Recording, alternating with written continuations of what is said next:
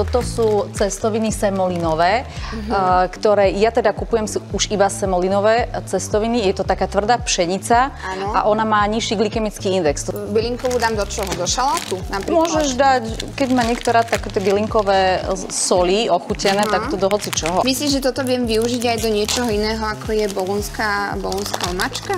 Do čoho by sa to ešte dalo dať? Určite podľa mňa z tohto by mohli byť dobré aj fašírky. No táto paradajková omáčka je výborná.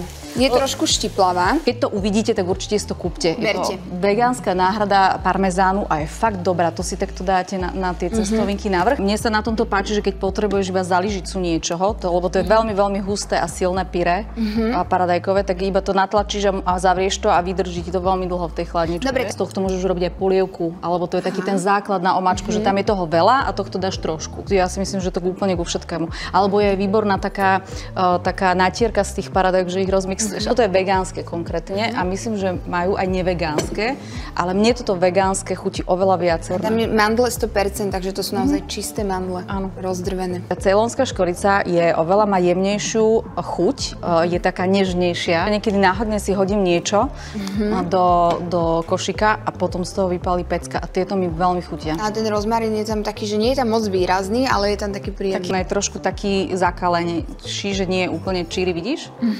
A on je veľmi dobrý do šalátov.